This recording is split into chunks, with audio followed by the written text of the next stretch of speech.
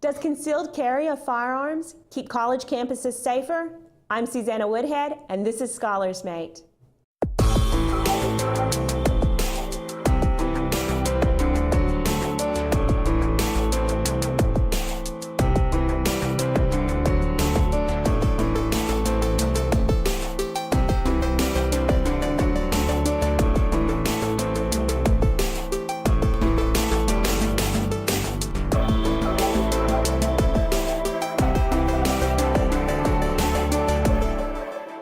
Hello and welcome to Scholars Mate. I'm your host, Susanna Woodhead. The state of Texas has a new law set to take effect in August that will allow anyone with a concealed handgun license to carry loaded weapons into university buildings. The law has sparked protests from faculty who fear that it will make shootings on campuses more likely, not less. So does concealed carry make college campuses safer or more dangerous? Joining us to discuss the issue is security consultant James Grayson. His career spans over more than 40 years in law enforcement as a municipal police officer and as a state university police supervisor and administrator. He worked for UCLA on a workplace violence study involving hospitals, schools, and small retail environments, and consulted with NIOSH on a retail violence prevention study. Grayson's diverse project experience includes schools, universities, hospitals, municipal buildings, high-rise structures, and downtown revitalization projects. He holds a degree in criminal justice and a CPP security management credential from ASIS International. He is a nationally recognized speaker and trainer on a wide range of security topics. He joins us via Skype. And also joining us via Skype is Dr. John Lott, founder and president of the Crime Prevention Research Center. He has held research or teaching positions at various academic institutions and was the chief economist at the United States Sentencing Commission. He holds a PhD in economics from UCLA. He has published over 100 articles in peer-reviewed academic journals and written 8 books, including More Guns, Less Crime, The Bias Against Guns, and Freedonomics. His most recent book is Dumbing Down the Courts: How Politics Keeps the Smartest Judges Off the Bench. Thank you both for joining us. Thank you very much. Thank you. So, Dr. Lott, could you explain how having more guns on college campuses makes them safer environments? Right, well, you can deter criminals with higher arrest rates or higher conviction rates. The fact that would-be victims might be able to defend themselves could also deter criminals. But you know, this isn't something new that's happening in Texas. Texas is going to be the 12th state that's going to mandate that public universities have to allow permanent concealed handguns on campus. There's another 21 states that leave it up to the individual universities to decide. And while most of the schools in those 21 states don't allow it, you have some major universities like Michigan State that allow it. And you know, a lot of the concerns that people raise, I mean, you can look very clearly at this experience. And even if you look in the early 90s and before that, the states that had right to carry laws back then, very few universities had it in either their student or faculty handbooks that banned permanent concealed handguns at that point. So we have lots of experience over lots of decades with regard to this. And the types of concerns people raise, I just don't think you can point to actual examples where those problems have occurred. I'm looking at this through the lens of a risk manager and as a first responder for the 10 years that I had as a supervisor and administrator with California State University Police. And the first thing that we look at with this is the extent of the problem on campus, especially regarding homicide, serious incidents, and that sort of thing. And basically, there is no magic cure or elixir that will solve all problems. Guns can be included in this. So the first thing that we look at is what's the extent of the problem. After identifying that, we take a look at a countermeasure and what the benefit is versus the risk in that. In 2015, altogether, there were 23 shootings on campus. And of that, there was only one mass shooting, and the rest were generally just involving a shooter and one person that was killed. So 23 shootings in all of 2015. And That includes, that resulted in 18 deaths, 9 from the Umpqua shooting in Oregon, and the rest were all just individual cases. And when you factor this out over the 4,700 plus colleges and universities that exist, the chances of any of these things happening on a particular campus are very small. Also, when you look at the 21 million plus students across the United States in these post-secondary schools, again, the chances of a homicide or injury affecting an individual as a result of someone with a gun are very small. Now, countering that, we're looking at the possibility of bringing concealed weapons on, and to do that, I think it's good to break down the shootings into categories. First of all, you have premeditated incidents involving mass shootings. And again, these are rare. In 2015, there was one, only one. Then we take a look at premeditated shootings involving 1 or 2 individuals. And again, these tend to be fairly rare. The next category is what I would refer to as impulse shootings. And this is a problem when guns are on campus. The problem with the handgun is that 2 pounds of pressure on that trigger can result in the violent end of a situation. And quite often, people with permits are not terribly well vetted. They're not trained, and they're not part of the campus safety response system. Also, there are accidents in shootings, and these, again, are quite common in the real world. And finally— not with permit holders.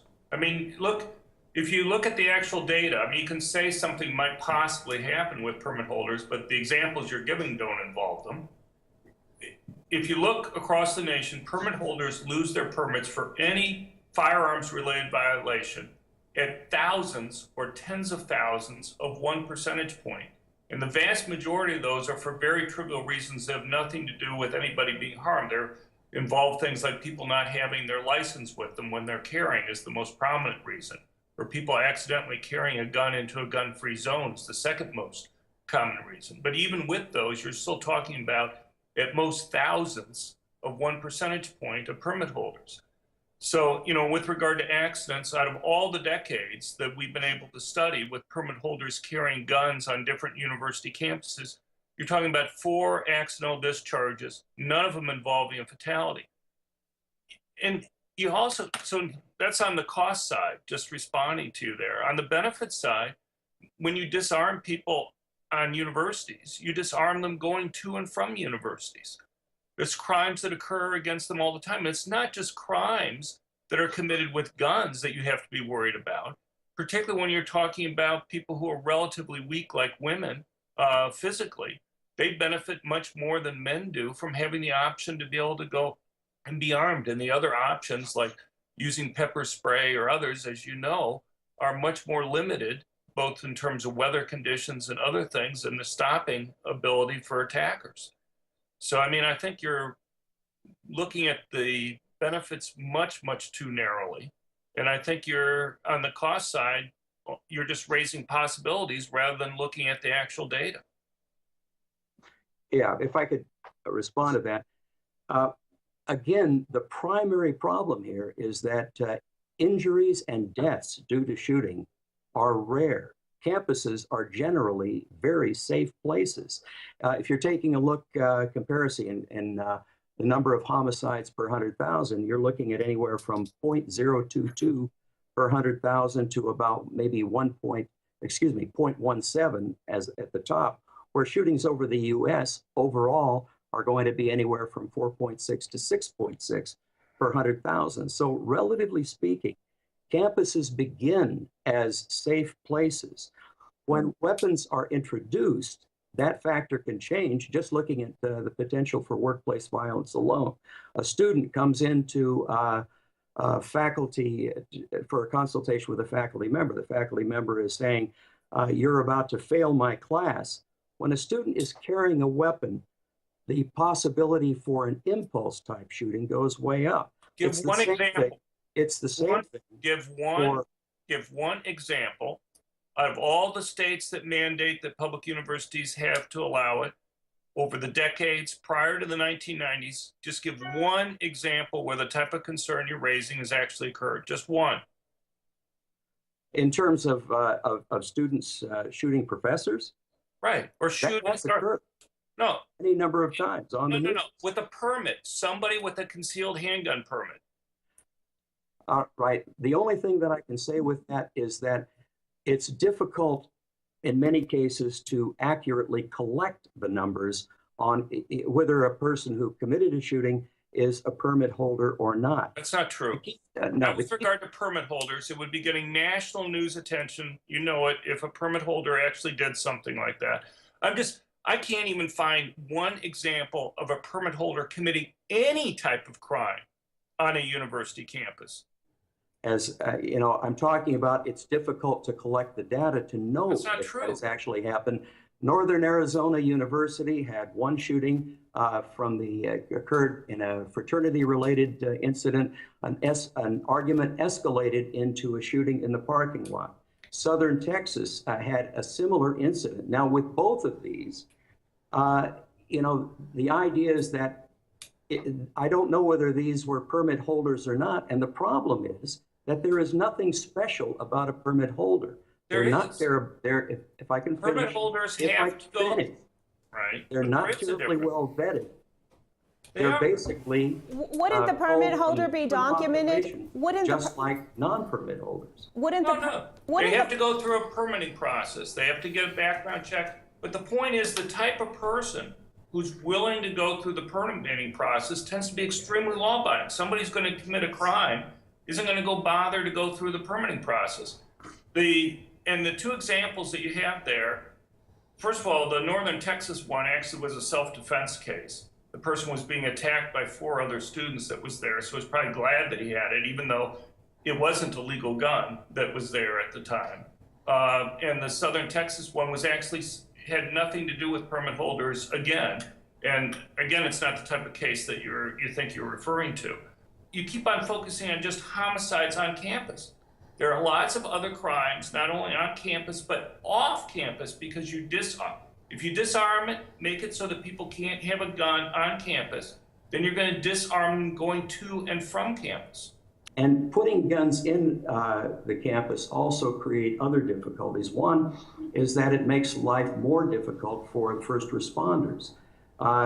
If I am responding to a call of a shooting, and I find people, a good guy with a gun that's out there, I cannot make that assumption. I have to assume that that person with the gun is part of the problem. Give one example of all the mass public shootings that have been stopped, okay, where police or prosecutors have said that a mass public shooting has been stopped as a result of permit holder. Give one example where the police have accidentally shot a permit holder. Just one example. You can't. Again, there's no example like that. What I have to do is, yes, I can. That's basically what risk management involves. We look at what we're trying to protect. Give an actual example. And we look at the opportunities that can occur in terms of this. Right now, I'd say that would fall under kind of a sampling error in that there aren't enough situations that are occurring where you can get really good statistics on this. And also, when police gather statistics under Clery Act and so on, they're not necessarily even looking for the fact that a person is or is not a permit holder. It's interesting that in Miami, the police chief in Miami actually ordered his officers when permits became, when concealed weapon permits really expanded, he ordered his officers to actually collect data on that. So if there was a shooting, if there was an injury, if there was something else involving a civilian permit holder, that information would be routinely connected, and that doesn't necessarily occur in other areas. You know, so in some cases they may have a permit, we wouldn't even know. I'd like to remind our audience that you can submit your questions to our guests through our website, www.scholars.org. www.publicsquare.net, and we'll answer as many as we can live on air towards the end of the show. Before I came on my Cal State campus, there was one shooting that happened before then. A guy came onto the campus with a rifle. He shot one person and his girlfriend, who survived the attack. The police responded and they took him down. Looking at that same incident, if I was going to that and came across one person with a weapon, I have to deal with that as if that is the problem. I'm just saying that that is a difficulty that I would have to deal with. On top of that, there are other things that bringing on campus are difficult. I looked at University of Colorado's their explanation of how they're going to be dealing with some of these problems. They asked the question, what happens if you see a person with a concealed weapon? You happen to get a glance of it. Their recommendation is they call university police, and university police go and contact the person to sort out whether this is a problem or not. That places a heavy burden on law enforcement on a campus. Look, we have 13 million Americans that carry permit concealed handguns in the country. They do it outside of universities. The types of concerns that you're raising were raised when concealed carry permits were first adopted. Is not proven to be something that's actually been a real concern. I mean, again, you bring up possibilities about things that might possibly go wrong. And I would just say every single concern that you're raising was raised when concealed carry permits were first introduced in different states. We now have all 50 states to varying degrees allow people to go and carry. 42 of those states are right to carry states, where once you pass a criminal background check, you pay your fee, you reach a certain age, you're able to go and carry. And some of the states require training of different levels. And so it's very easy to go and get a permit. And yet the types of concerns you're talking about off campus, from restaurants to movie theaters, what have you, haven't occurred. But here's the other problem, and that is these killers consciously try to pick areas, these mass public shooters, where they know victims can't defend themselves. Time after time. You look at all the mass public shootings since at least 1950, and with just 2 exceptions, every single one has occurred in places where victims aren't allowed to defend themselves in the United States. In Europe, every mass public shooting has occurred where victims can't defend themselves. And you look at these mass public shooters, consciously, explicitly, they keep picking targets where they know victims can't defend themselves. Just this last year, the Charleston shooter changed his target because he was worried that there would be extra security at a place that he was originally going to go after. You look at the James Holmes, the Aurora movie theater shooter. His original target was going to be an airport, but he was worried about the security that was there. There were 7 movie theaters that were within a 20-minute drive of his apartment. He picked the only movie theater that posted signs banning permanent concealed handguns. The same with the Lafayette movie theater shooting last year. I think these are some excellent examples. Mr. Grayson, could you respond to that? Yes, Could you tell us? I'd very much like to respond to that. Okay. In school shootings, I would disagree with the fact that people are really trying to pick places picking places that are undefended or soft targets. Basically, in most of the school shootings, with very few exceptions, I think the Amish shooting is the only, which is in a secondary school. The Amish shooting is one of the few where according to the shooter, it was specifically used to target that. In most cases, shootings on campus tend to have to do more with the relationship of the shooter to the campus. They were a student or a prior student, or it's an impulse shooting that where it escalates from an argument, and that goes into a shooting where whether there are guns on campus or not is really not going to be much of a factor. Also, it's kind of ineffective in many ways to think that having these folks around is going to change that much. In the shootings in 2015, out of 23 of those, the ones that are just one-on-one, basically the person that has the drop on the other person is going to be the person that wins. It takes a second or two to get a weapon out. And even in a mass shooting, If somebody is making a furtive move like that, they'll be shot long before they're going to be able to do much about it. So again, in a campus, suicide rates can tend to go up when people or permit holders get depressed like everybody else. There's no evidence of that. You can't point to one study that shows that concealed carry permits are related to suicide rates. Not one study. Now, you can say this. Thank you very much. Thank 1,100 suicides, 1,100 suicides on campuses every single year. Having a weapon, even if it's a permit holder, makes that rather easy to accomplish it. All right, let's take some questions from our viewers. So for our first question, we have Sylvia Austin has asked, if one person starts shooting at random in public, and then another starts shooting, and then another, how does anyone know who the good guys and the bad guys are? Dr. Lott, could you expound on that? Yeah, thanks. Well, I mean, you can look at the actual experience that we have here. I mean, first of all, it's amazing how many of these mass public shootings are stopped by citizens with permanent concealed handguns without them actually having to fire their weapon themselves. But this concern about possible confusion that can arise, sure, I can understand why people might think that would happen, but police are fairly well trained. And the fact is, you don't find one single case, despite the dozens of mass public shootings that have been stopped by concealed carry permit holders, where a permit holder has accidentally been shot by first responders that arrived on the scene.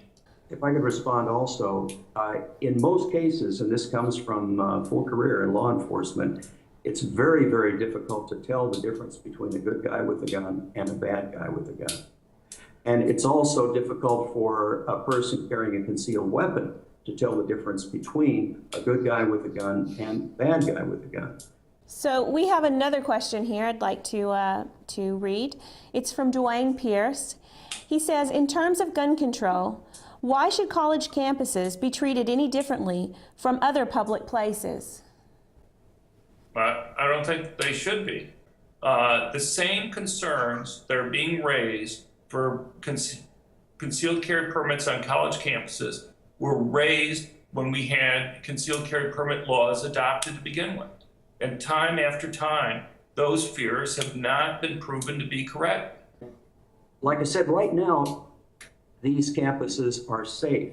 The thing that is potentially dangerous about having more guns on campus is that it does increase, or it looks as if it could at least increase the general risk, in that the permit holders are part of the general population and subject to the same things, such as depression that could end up resulting in a suicide, or anger issues like in the Northern Arizona case, or in the case in the Southern Texas case, you know, where an argument gets into an area. There are other problems also in permit holders acting as if they were police officers, or overreacting to an incident that doesn't require deadly force. The Trayvon Martin case is one example. Okay, and now it's time for Answer This, where each guest asks a question directly to the other. Who would like to go first? One thing that I would ask is that one real problem that I can see right now, and is that the importance of being able to get good information so that we can really have good studies. I like the idea of what happened with the Miami Police Departments, in that every time there is a shooting or something involving a gun, it's recorded if that person is or is a civilian with a concealed weapons permit, so we can get some accurate data in terms of exactly what's happening. I would like to see the same thing incorporated into the Clery Act, or into university police findings, or reported to FBI. I wonder if that would seem like a good idea to you. Well, I don't know. I mean, I think we have a lot of data as it is. We have information on crime rates. We have information on suicide rates. We have information on when these universities start allowing people to go and carry permanent concealed handguns. We've had literally dozens of peer-reviewed academic studies that have looked at the impact of concealed carry laws generally within states. And what you find is about 70% of the peer-reviewed academic studies by criminologists and economists indicate that when states adopt right to carry laws, there's drops in violent crime rates. There's not one single study that's been published that finds a bad impact in terms of murder rates, rapes, or robberies. Did you have a question for Mr. Grayson, Dr. Lott? So we have all these campuses around the country where permanent concealed handguns are allowed. And I just would like one example of any of the possible concerns that you've raised where something bad happened. I don't have the example right now, but I would say this. One is that if it happened, there's a likelihood that the information of whether it involved a permit holder or not might not be collected. And we're looking we're looking at the fact that there are so few problems on campuses now that the burden of proof really goes to the folks who are advocating concealed weapons to be expanded on that basis. All right, and now it's time for We Agree, where each guest names something the other said that he agrees with. Who would like to start? I mean, I guess I'm always glad to go and get more data as somebody who goes and uses it. I guess my only concern is whether we already have a huge amount of data to begin with in lots of different types of environments. But, you know, if I have no problem, in fact, you know, I encourage always more data being collected. I would agree that probably the vast majority of permit holders are probably fairly safe. My only disagreement would be the fact that they're still culled from the human population, so there will be people that have impulse control or anger management issues that are going to be included within that group. That is going to be my major concern. Okay, that's all we have time for. We'd like to thank security consultant Jim Grayson and Dr. John Lott of the Crime Prevention Research Center for enlightening us on this important topic. And thank you for watching Scholars Mate. I'm Susanna Woodhead. We'll see you next time.